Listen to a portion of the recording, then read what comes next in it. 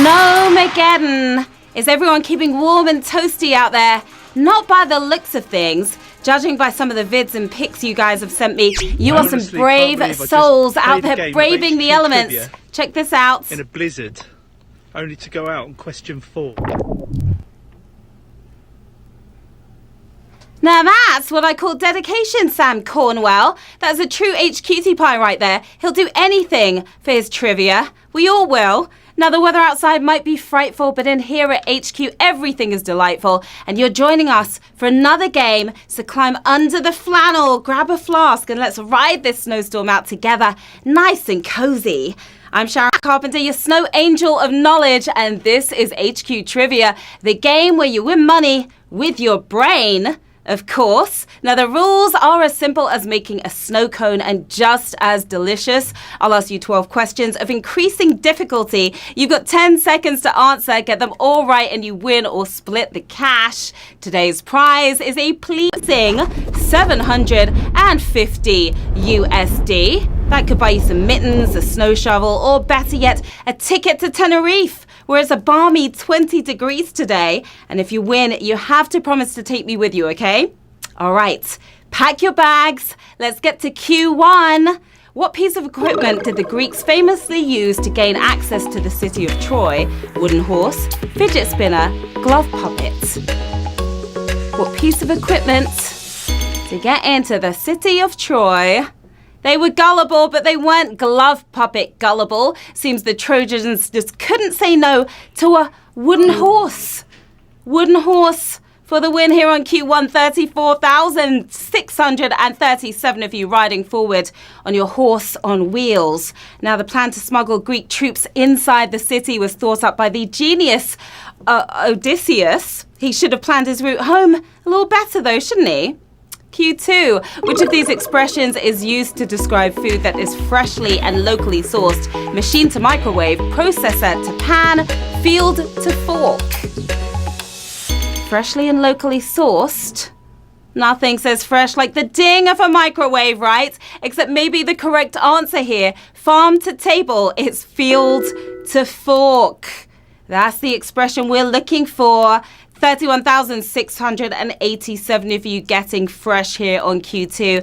Probably best not to take the term field to fork literally, though, because running around a farm wielding cutlery is likely to get you banged up.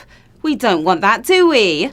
Q3, whose new clothes indicate a fictional belief that people have been persuaded is real.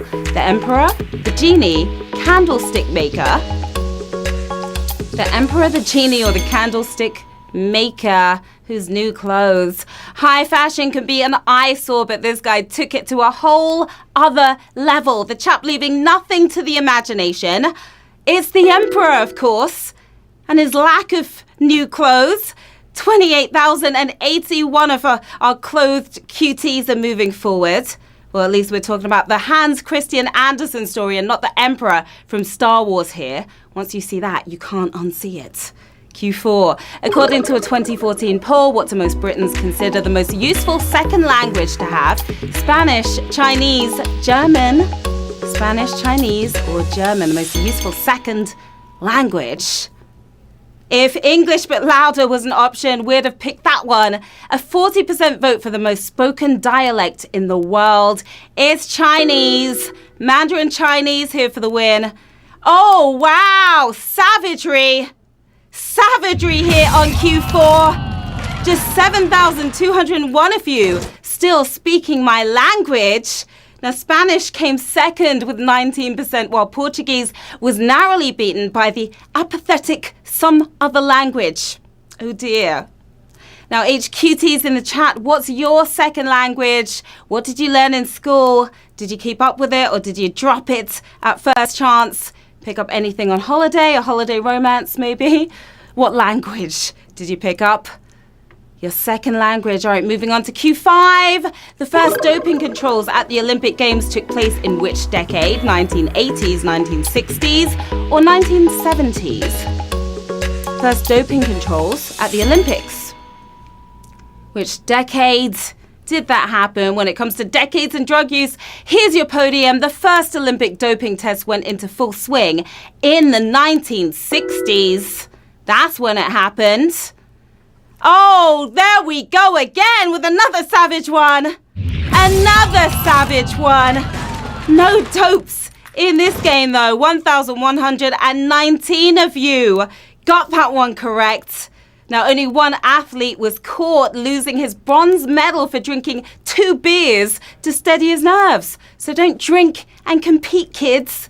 That's the lesson there. HQTs on memes are all over the place so far. Can we agree on one meme to rule them all? What's that one meme? All right, back to the questions. Which manipulative literary character first appeared in an 1890s novel? Nosferatu, Scrooge, Svengali. In the 1890s.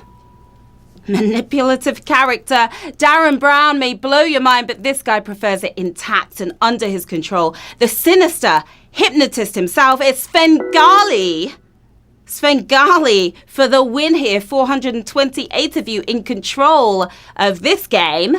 Now, he was such an evil villain in Georges du Maurier's novel Trilby that his name is now given to any person who manipulates another. Any Svengalis out there playing the game right now? Let me know in the chat. Q7. Which of these political expressions has its origins in the 16th century hunting tradition? Lame duck, wolf in sheep's clothing, stalking horse. Which one? Hunting tradition. They sure act like lame ducks, but that term comes from the stock market. Equine creepiness. It's stalking horse. Stalking horse for the win. 112 of you. Another savage one right there. What is happening in this game today? 112 of you are galloping forward. You are stalking that cash. Now, a stalking horse is a politician who is expected to lose, but is put forward anyway. We've been voting for far too many of them recently. Q8, whose body was used for the motion capture sequences for the title character in Kong Skull Island? Andy Serkis, Terry Notary, Ray Park. Whose body was used for that motion capture? Andy Serkis seems like the only motion capture guy in town, but Kong lives on Skull Island. Beating his chest is Terry Notary for the win. 18 of you. Just 18 players left here on Q8. Savagery again. Savagery again. I do not know what is happening right now in this game. Now, Circus and Notary appeared together in the Planet of the Apes films, channeling their inner missing link as Caesar and Rocket. My heart is beating so fast right now, just 18 players left. Q9 in 2016, which was the biggest wine-producing country in the world? Italy, USA, France. The biggest wine-producing country in the world back in 2016. Not that far back, a couple of years ago. You are looking at the biggest wine consumer in the world right here. But who's filling my glass? When in Rome, Italy. Italy is filling my glass. That's who. Just 8 players left. Salute to you 8. Now, it's the smallest country in the world, but Vatican City consumes the 2nd largest amount of wine per person. Seems the Pope likes his grapes. 8 players left. Q10, which ballet move was developed by Maria Taglioni in 1832 when she added support to her shoes? Pirouette, point, arabesque. What ballet move was developed 1832? Nothing says ballet like dancers walking on their toes. Straight to the point. It's point. That's the move that was developed. Point. 5 of you getting straight to the point there. Now, Maria was also the source for another of ballet staples. The tutu, this traditional costume, has been worn by ballet dancers and men on stag do's ever since. 5 players left. Q11, who does not appear on the cover of the Beatles' Sgt. Pepper's album, Fred Astaire? Elvis Presley, Lawrence of Arabia, who is not on that album cover. Sgt. Pepper's album. They were all considered, but one of them didn't make it onto the iconic album cover. He was deemed too big, which was true in several ways. It's Lord of the Pelvis, Elvis Presley did not make it onto that cover. And 3 of you are still left in the game. And it's time for the big one. It's time for the final question. Here we go, ladies and gents. It's Q12, 750 big bucks. Up for grabs, just 3 players left. Good luck to all of you. The national anthem of which of these countries has no official words? Qatar, Spain, Angola. Qatar, Spain, Angola, no official words in this national anthem. Which one could it be? Qatar's anthem is called Peace to the Prince, but that piece has words to go along with it. The Spanish anthem has had many lyrics proposed, but none of them have actually stuck. Feel free to make up your own.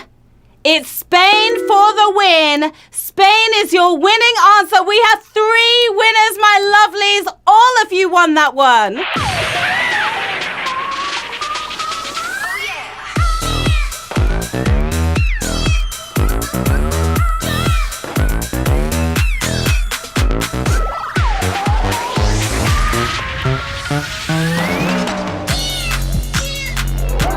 Oh my goodness, congratulations to our 3 incredible winners. You navigated, 3-4 savage questions to come out on top.